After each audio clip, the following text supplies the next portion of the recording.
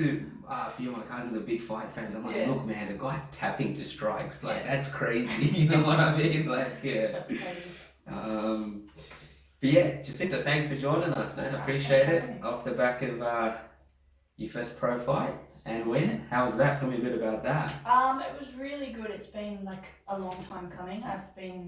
So I made the decision to turn pro. Personally, I made it in June last year. But my trainers wanted me to sort of cross off everything off the list before I got into the pros, like make sure I've covered every base. And I was supposed to have my pro debut in August, and I got a week out, and she pulled out. Oh, so you were actually meant to be earlier. Yeah, so I did an 8-week preparation. I felt perfect. Yeah. And then 1 week out, she bailed. Yeah. I don't even know why, like no reason. Yeah. So then we got on Craig's, but then I hurt my leg actually pretty badly a week out. Like black and blue, couldn't walk, couldn't bounce, couldn't run. Nothing. That's going into this fight that you just recently? A week before this fight, yeah. So I sort of thought like I can't stand on it and I'm going to fight on it. Yeah. And I wanted to pull out, to be honest. Yeah, and that was full Thai rules, yeah? Yeah, full Thai. Yeah. Is that your bread and butter? Like no, no. So I started with like kickboxing K1. Yeah. And then I just found that like there wasn't many fights available in Australia for K1. Yeah. Everyone wants to fight Muay Thai. Yeah. So we just added some clenching and elbows to like my normal K1 style. And if I feel like it's working because K1 is it's much more fast paced than Muay Thai. Yeah. So I feel like that bringing that into Muay Thai has like helped me. Yeah. Would you prefer K1 or? Doesn't really matter. Muay Thai's grown on me because like the throws and the sweeps, I've like just adapted to those so much. But I love both. I went to Europe and did K1, so like K1's it's in my heart, but in Australia there's not much K1, so if I go international, I'll be happy to do both. I love both. Yeah. And your fight, from what I read, was the second round. Yeah, second round. TKO. Yeah. So that was with body kicks. Yeah. So since I hurt my right leg, we just spent the last week and a half drilling the left leg. Yeah. Over and over on the pads, and then the left leg did it. Worked out. Well. Yeah. And what was the opponent like? Was it her first pro fight as well? Yeah. I didn't get much info about her going into it because the match was only made about 3 weeks out. Yeah. So it was a short notice one. I couldn't find much footage, obviously, because she hadn't fought professionally very much. But she did have an MMA background, so she's fought a lot of MMA. And I think she was in the process of trying to transition to professional Muay Thai. But I mean, she was strong. She caught me a good couple elbows as well. Yeah. But yeah, I just feel like the work that we've done was a bit too much for her. Yeah. What was this something that you were always into? What kind of got you into fighting? Like I always, like when I was a kid, I was like, Mum and Dad put me in karate, like because I didn't know what kickboxing was or Muay Thai, just Karate Kids, so karate. And they weren't keen on it. Still not. They don't like the violence side of things. So when I moved down about 16. But I actually didn't start. I didn't find a gym until I was 18. And then I just started, and just the trainers were like, "Wow, like just see what happens if you have a fight, maybe." Yeah. It's like, I'll have a fight. And then from then, like I just was riding the highs of winning, and then just kept going. Yeah. So how old are you now? 20. I'll be 25 on Sunday. Oh, 25. Yeah. Still got a long head. Hopefully. Yeah. Because you fully dived into like, I would say full-time fighting now. Or? So I trained like twice a day. Yeah. 6 days for a fight camp. Yeah. Yeah, around work, so... Yeah. That's the hustle, right? Yes. And I noticed you had a few accolades, right? You were an Aussie champ, 5-time Aussie champ, am I right? Yeah. Tell me a bit about some of your previous accolades. So I've done, I've got a few, so I've got a couple of state titles from when I started out. Yeah.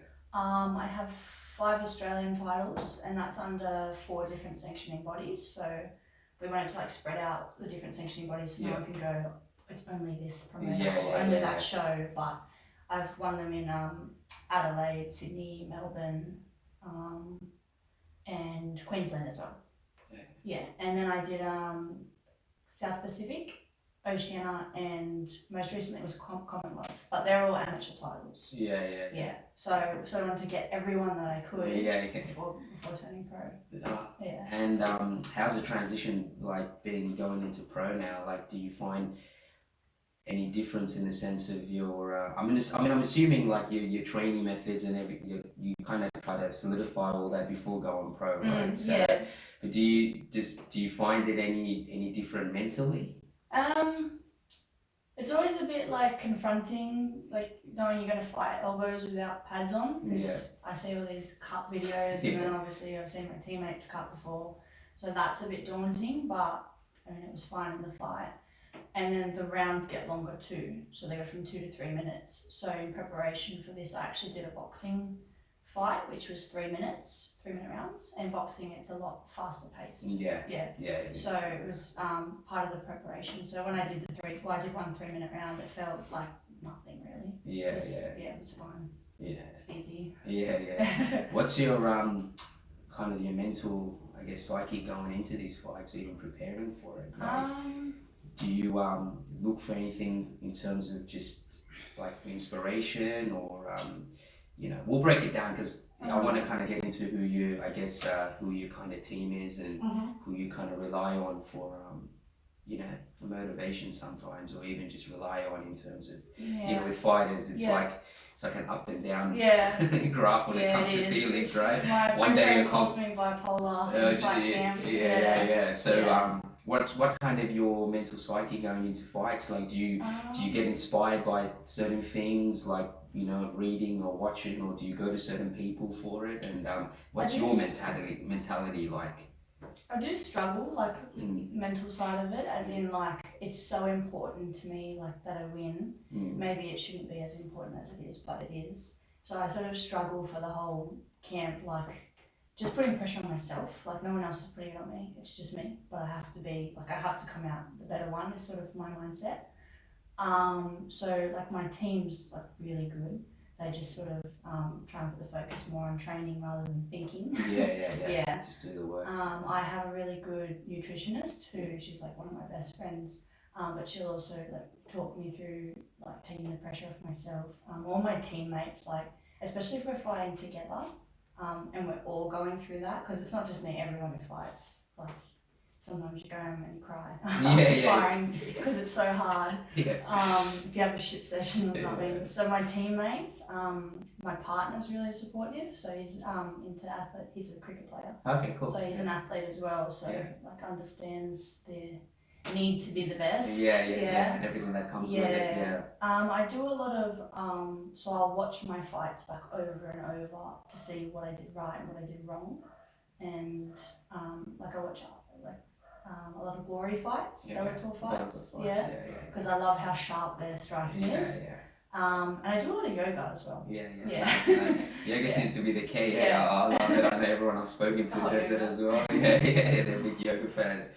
And how does yoga help with everything, just in terms of just calming yourself down? And physically, like it's hot yoga, so it's in a sauna. Gotcha. So it automatically it releases your muscles a lot. So obviously, like when you're fighting, you're constantly Muay Thai, you're constantly up here, and you get all this tension. So it releases your muscles. And then also they'll just talk you through clearing your mind and like just stop thinking. So sometimes like it's the only way to actually switch off from the fight. Just get a bit of mental clarity. It's funny though, right? Because afterwards you just like sometimes look at yourself and thinking, I don't know what I was worried about. Exactly. You know what I mean? You're just training and you're fine. What's kind of tell me a bit about your coaching team and your coaches, and how did you do you train out? You train in Sydney, obviously. Where do you train out? St. Mary's. Ultimate Training Centre. Tell me a bit about your coaching team, like their influence on you and. So I'm with the same one since day one, which I don't think is very common with Muay Thai. People chop and change a lot. My trainer's he's old school, and he started in I think Zen Shiru, and he's just trained people his whole life. and he's a very calm person, very calm. So he will never, like, he's never once shouted at me, like tried to make me aggressive. It's always calm. Yeah. A calm way of attacking things. So he's my head trainer, so his name is Jacinta. And then I have a few pad holders as well, and I have Kung, who Shane taught Kung. So Kung was raised up to be Australian champion. He's retired now. Yeah. So he spends pretty much all his time in the gym, like on me and whoever else is fighting. Yeah. He's very calm as well. And then I have a boxing coach who I only joined with this year. In March, I've had 2 boxing fights. So I just was lacking in fights for a while. So he matched me in amateur boxing. So now I still train with him a couple times a week. Yeah. Just to have that, like a little edge over the other Muay Thai fighters. Yeah. A bit more hands. Sharper as well, with boxing. It's funny, boxing, I mean, I've had this conversation with so many people. It's just it's its own sport entirely, isn't it? And the pace is hard. Yeah, it's very It's hard. very I mean, I've only had one boxing fight, but me and Cody have had that conversation, and even I told him, I'm like, man, it's just a whole different ball game. And it's good because, in this day and age, everyone's trying to figure out what the more dominant sport is, but I feel like when you break it down, everything's got its own element. And then it's good, and that's how it should be. Like boxing has its own element. Thai rules have its own element. K1 has its own element, and I feel so like and so on. Like all the distance, like everything can be based off boxing. You can take your boxing to MMA or Muay Thai, or you can take it anywhere. Yeah. So I'm training with Anthony Redwood at Grange High Performance. Grange, okay, gotcha. And what's your training like during the week? How many days do you train? And as long as my body holds up, because sometimes it just needs to stop. 6 days. I probably do about 3 or 4 of those twice a day. Okay. So I'll do 2 morning sessions with boxing. Every night I'm with my head trainer doing drills. Most of my training is drills. I don't spar much. I don't do any weights. I just do drills. Obviously I do spar, but it's mostly just drilling. Is there any specific reason as to why you don't spar much, or? I found so when I first started I was sparring heaps, but I found I would always come home with an injury or a headache, or my body would be done after 2 days of training. And I just as much as I'm a fighter, I don't like getting hit in the head, especially all the time.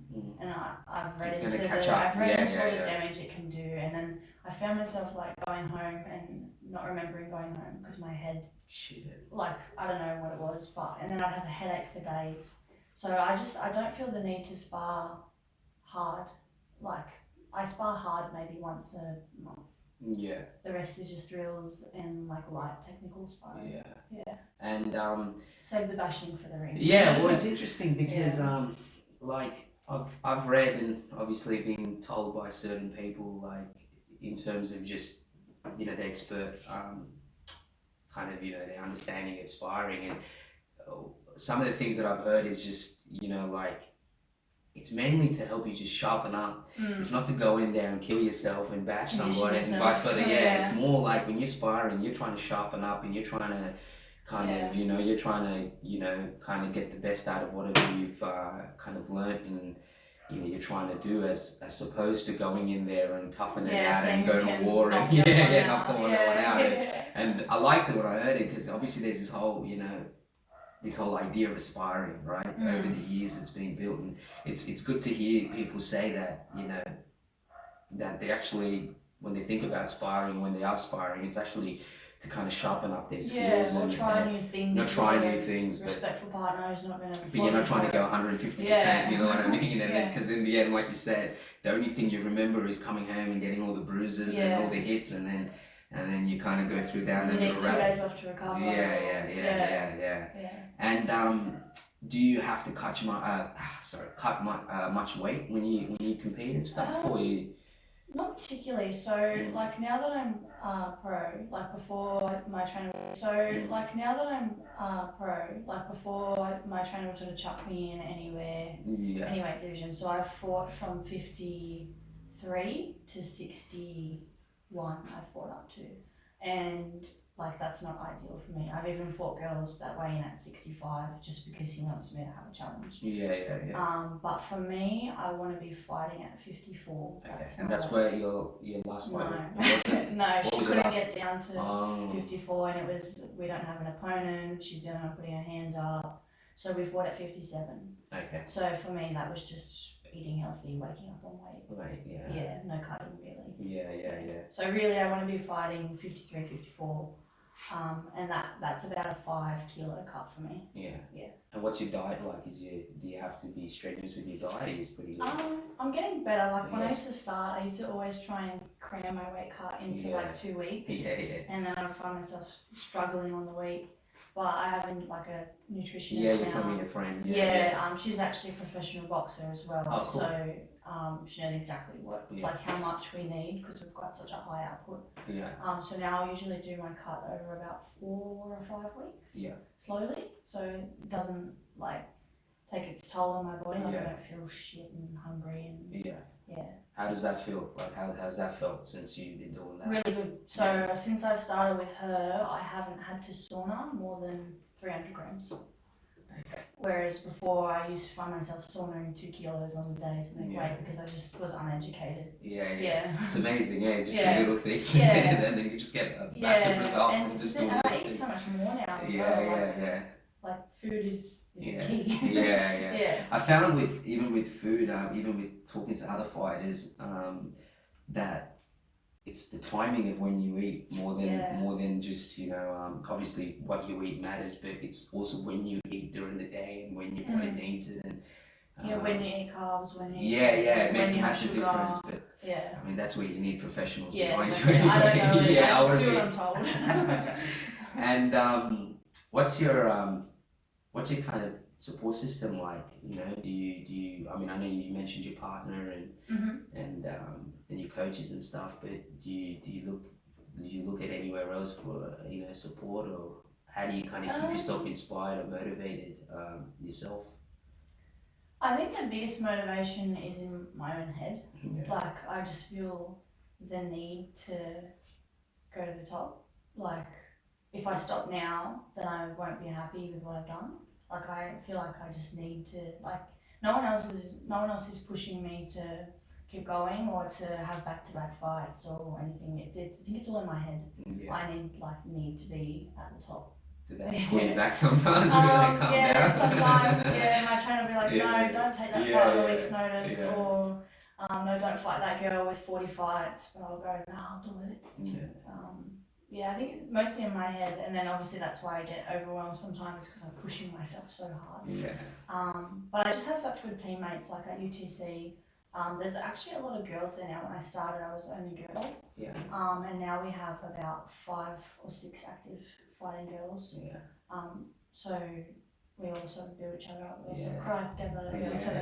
But it's crazy how it's grown. Just women in combat sports, like now they're headlining shows and like internationally at the biggest promotions. And what's that like? Just being I guess a woman, a professional fighter. I'm sure like even the people you grew up with probably sometimes sit back and they go, you're so like nice and like your face isn't damaged. You're a fighter. It's really good though because the more girls that get into it, the more opportunity there is. And the sport's only growing, I guess. Exactly.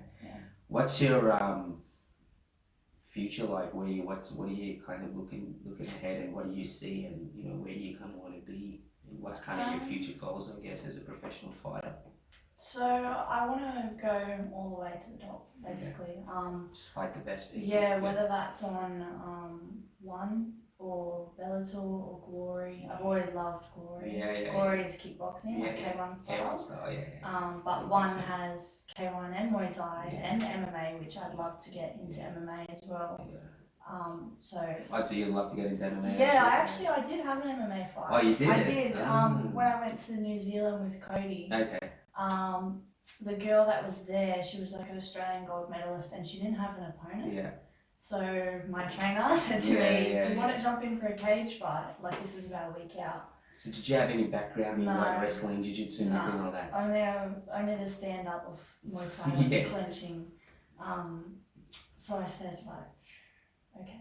Like I'm already going to New Zealand to fight when I have another fight. Yeah. So yeah, I had the fight and I lost on points. But at the same time, like I had her in a rear naked choke because I mean I've always messed around at home with my partner or messed around in the gym. So I did have the choke in place and then the bell went in the second round. So I missed out. And then the third round I spent the whole time on my back because I didn't know how to wrestle. So I lost, but I loved it. And I'm not going to finish when I lost. So. Of course. So, I mean, one championship's an awesome organisation. That'll be really good, and that's almost next door. It's in Asia, so it's not that far. Big fights. There's an Aussie girl that made it on there. You probably know. Alma Uniku. She's from Queensland. Okay, cool. And she's my weight division, and there was before she got signed, there was talks of us being matched for a fight. Okay. Sort of hoping. So somewhere down the maybe future. one day. Yeah, why not? One day. Yeah. And I mean, even Glory as well. I mean, that's every kickboxer is trying to go down there. You know, what does it mean to you being a fighter this far out? You know, like what does that mean to you? You know, obviously by the sounds of it, from a young age, you kind of had a knack for it. You wanted to get into it. Yeah. It all starts with karate. Karate seems to be the foundation for everybody. I never ended up doing karate, so seems to be everyone's foundation. Karate. Yeah. At the moment, like. I can't speak for the future because I've seen people be in love with it and then one day decide that it's not for them anymore.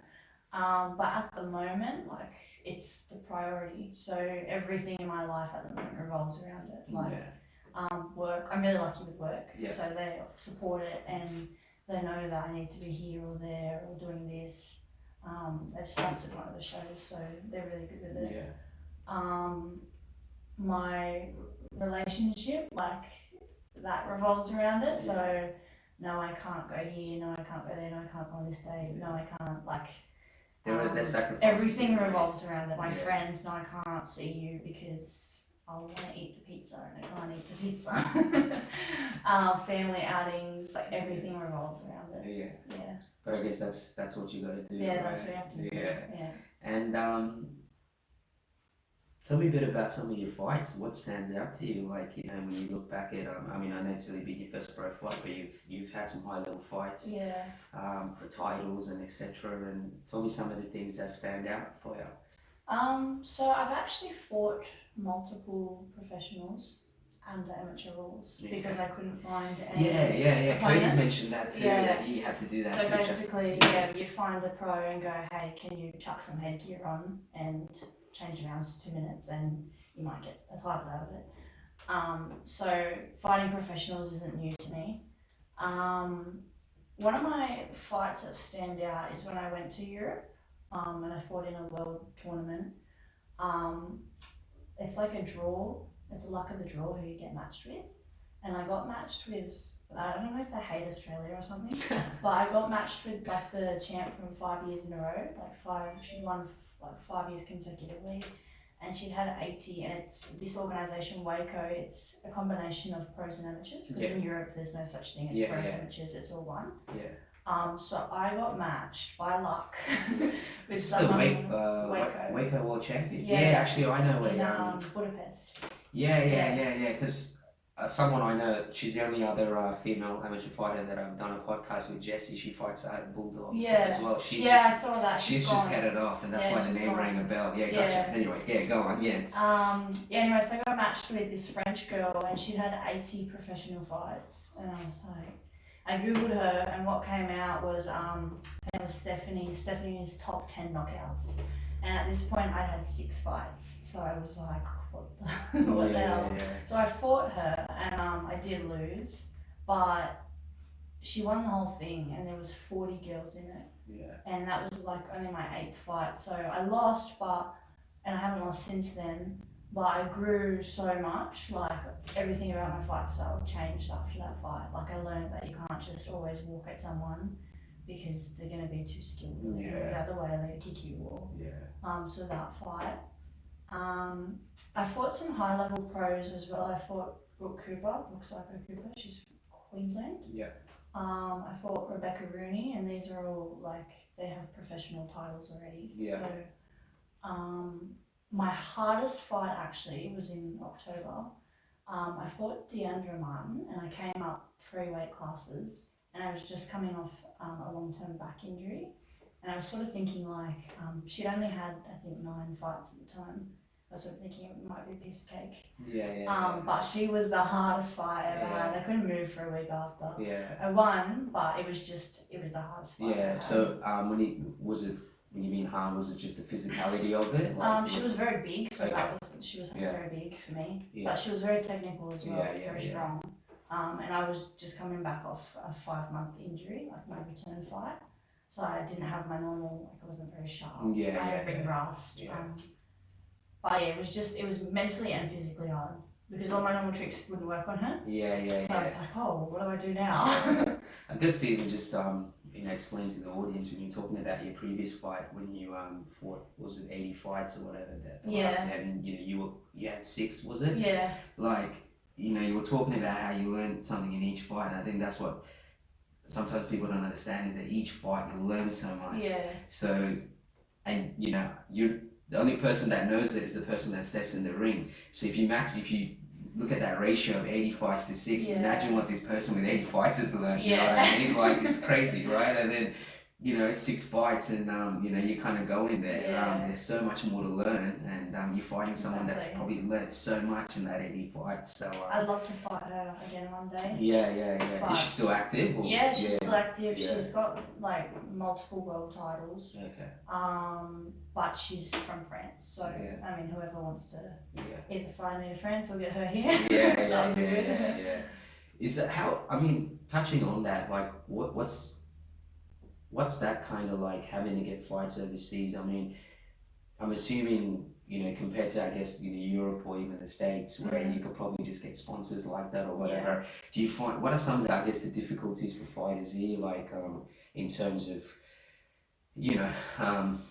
one of it is obviously, being able to make, good money. I mean, that comes with obviously just your team and people around you and whatnot. But what are some of the difficulties? Is it sponsorship, and is that what the main thing is in terms of getting overseas, or? It is because I've spent my whole amateur career was me funding me. Yeah. So I didn't have sponsors or anything. So I took myself to Melbourne, Queensland, Adelaide. I took myself to Europe, New Zealand, everywhere. So that takes a toll on the bank account. But now there's not many pros in New South Wales in my division. I think there's like 1 or 2, and to be honest, both of those have already rejected fighting me. Okay. So I did actually get a new sponsor on board. Okay. It's early, like we're just starting out together. They're Red Dot Fire Services. Okay. Yeah. So they helped me with my recent pro debut. Yeah.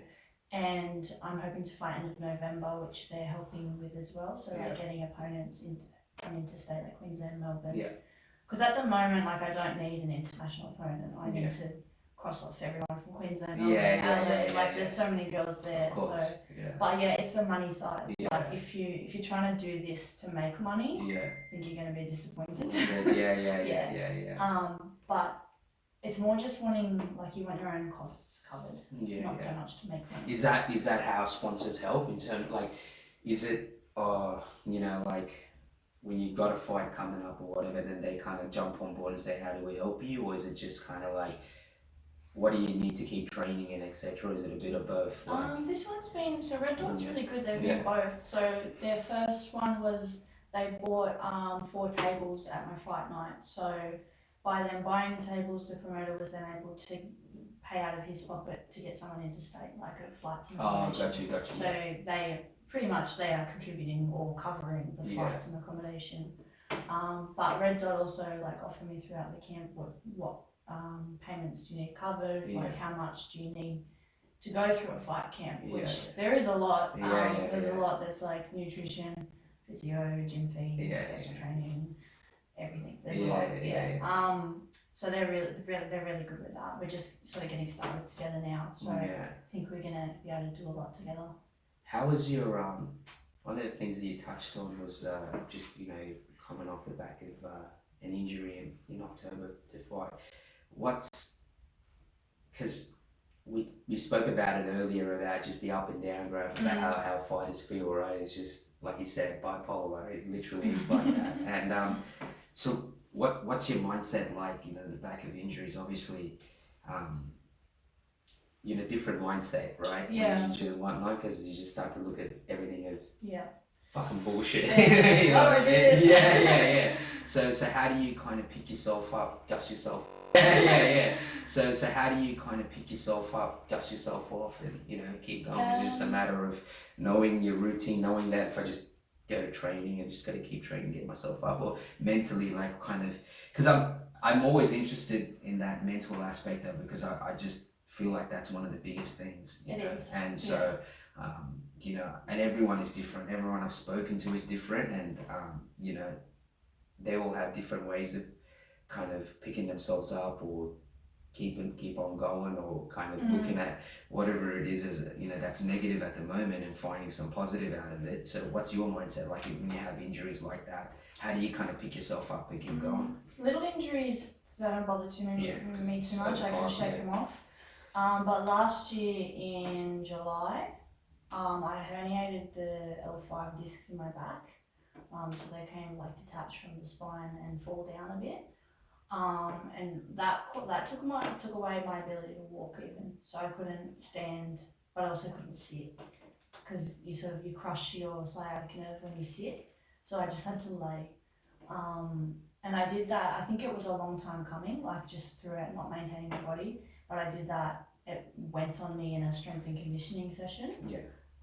So I just like for a few days I was like, this isn't right. Like I can't stand. Yeah. So I went into a physio and got a scan, and they told me about the injury. The doctor told me that I would never fight again. Shit. So when was this? Sorry? The end of the world to me, July last year. Of last year. Gotcha. 2018. 18, yeah. Yeah. So that's what the doctor told me. Damn.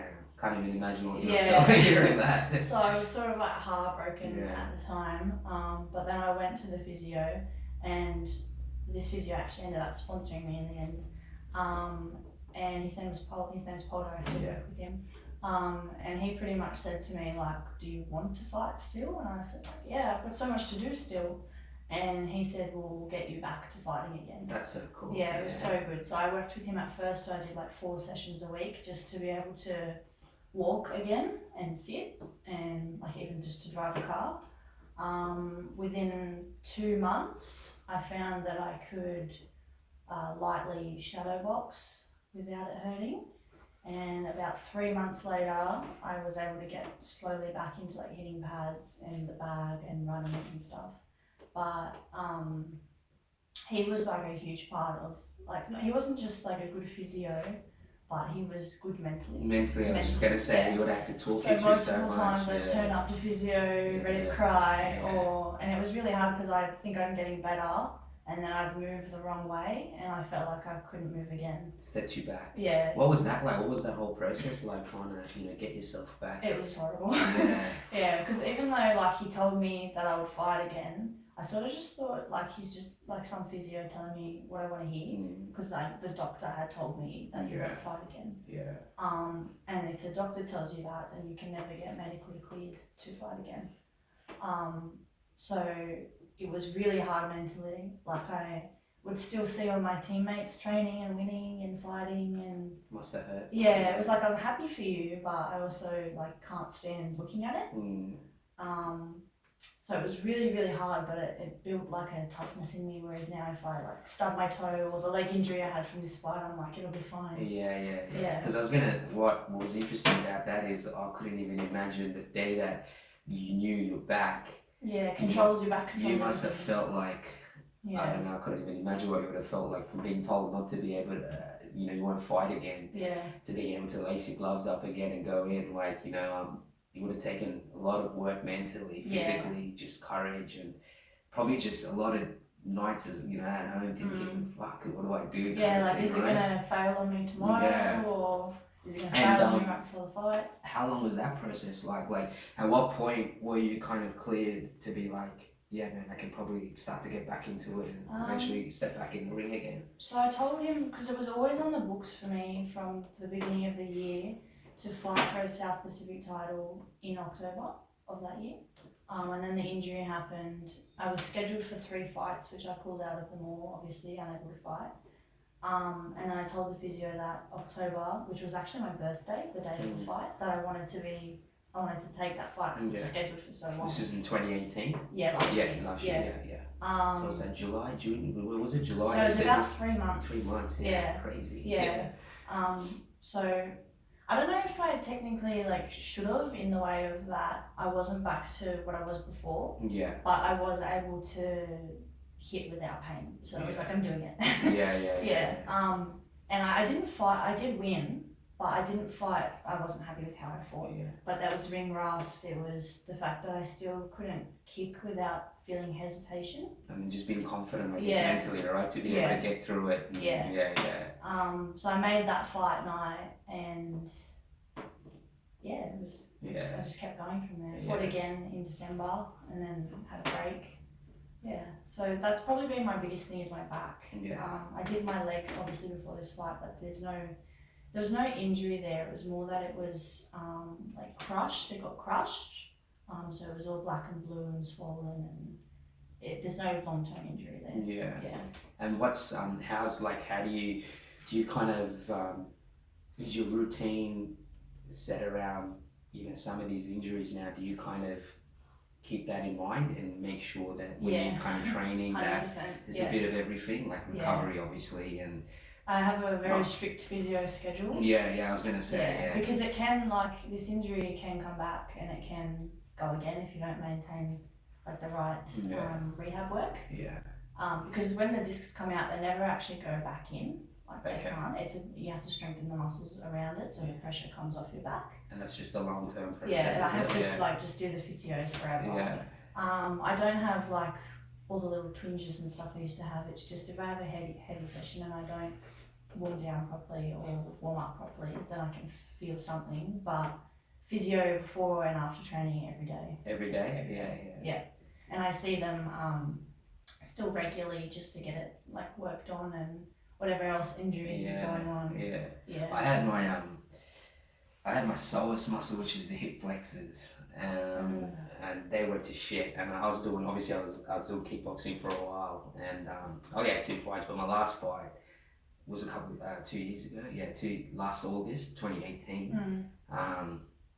Man, I just felt my hips, and I was just and it's full Thai rules. If you don't have your hips firing, you're fucked. And so then I just sat down and thought to myself, I can't keep doing this because I'm just not giving it enough time to recover because I'm always training or so I'm just not giving it any time. And then at some point, it gets to a point where it's just man, I don't know if it's worth getting hit over something that's not. And that's when I switched to boxing because I just got rid of the issue of trying to kick and using my hips, but that was painful. And I just remember I was just because with injuries the worst thing is you can fall into a state of depression because you're just because it starts to affect your body, it starts to affect you mentally, takes away what you love, and then it's just you just start to go down this rabbit hole of fuck man, what do I do, you know what I mean? And so that's why I was so interested for you to coming back from all of that, even from being told that you're not going to fight again, your mentality could have switched anyway. Could have just been oh, I'm done. Find a new hobby. Find a new hobby. But somehow you just you held on and So moving forward, what's next for what's next for you? Do you have a fight coming up? Or? Hopefully. So I've been I've put my name down and hopefully I get matched. I was only just recently put my name down. November 29th. November 29th, okay, gotcha. Where's that at? It's at Hurstville Entertainment Centre. Oh yeah, cool. It's the ATT boys. Is that's not Urban Fight? Oh, Urban Fight Night. Yeah. Cage Muay Thai. Cage Muay Thai. Yeah. Okay, gotcha. So does the ATT guys they run that event? They run that. Okay, gotcha. Yeah. So I've just got to get an opponent locked in. Yeah. There's not really anyone in New South Wales for me to fight. Yeah.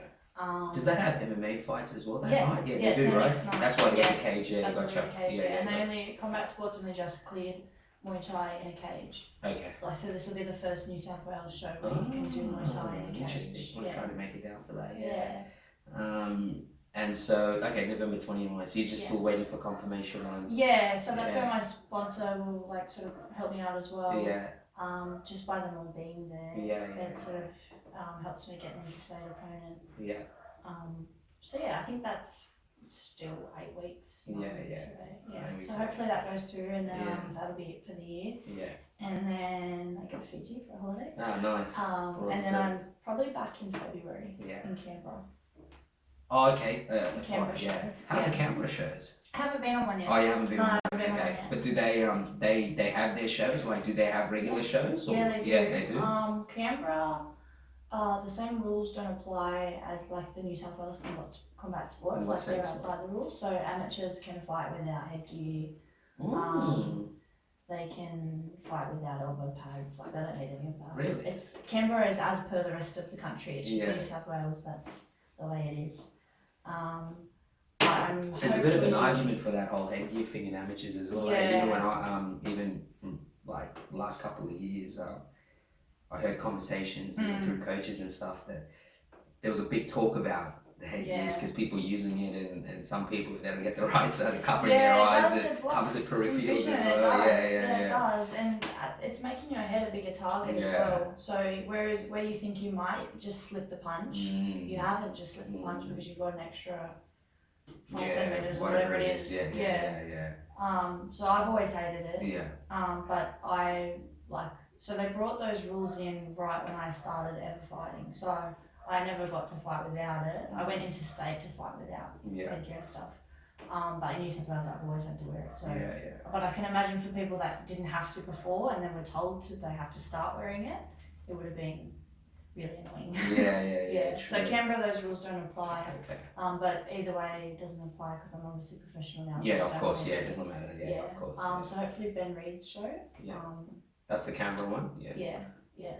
That'll be interesting. I didn't think Canberra. I mean, I knew they would have shows, but I wasn't sure whether it was something that people would turn up to down there. It's quite big. Everyone wants to fight there because they don't have to have all the strict ruling. And true. So everyone's happy. There's a flip side to that. And I'm assuming at some point next year you're gonna try to have a gold wrap around your waist or see how it goes. So I really want to start off with the WMC state title. WMC through Muay Thai Australia. Gotcha. Just because they're the most recognised organisation. And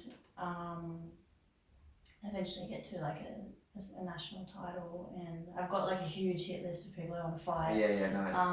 Who I don't necessarily think that I will beat, but I want to fight them. Because I guess you, like anybody, you want to fight the best, right? And if I can take out the best, then Actually, before we kind of thing, your alias is Juggernaut, is that right? So me and my wife are having a laugh because they called me Jana Jegathesan. Oh, really? Since I was like, they must not have much creativity. No. Because as soon as I see a J, it seems like Juggernaut is the one. So when I looked at your some of your photos, I was like, I just had a laugh to myself, and I'm like, but you're the true Juggernaut. I was just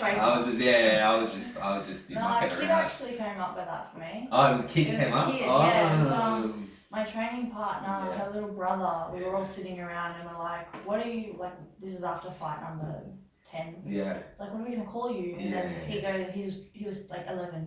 And he goes, Juggernaut. And I'm like, what's a Juggernaut? And we Googled it. And then my friend's like, you know what, that's your fight style. And it's stuck. Just come in. I got stuck with it. Because I remember, like, I had an idea of what I wanted my name to be. And then I don't think I told the announcer, the ring announcer. And then I think when he went and announced it, he said that. And then everyone from my family that were there, like my brother, they just had shit and giggles to themselves. They were like, And then I was just like, fuck it. And then I'm like, I'm just gonna, just leave it. So, but I wish you all the best. Thank you. And I hope everyone jumps on board and gets behind you. I know that especially for females, I see a lot more of them getting in. I mean, there is a lot of people in combat sports, but I think it's the whole stigma of getting hit and whatever. But it seems to be some people that just love. Some people love that shit. So it's just good to see that that it's growing, and I hope it all goes well. I hope the fight on 29th goes well as well, and then hopefully, get to share what you're doing as well. Yeah. And then hopefully a nice title for you next year. Yes, hopefully. Yeah. Appreciate it. Thanks for coming Thank through you very it. much.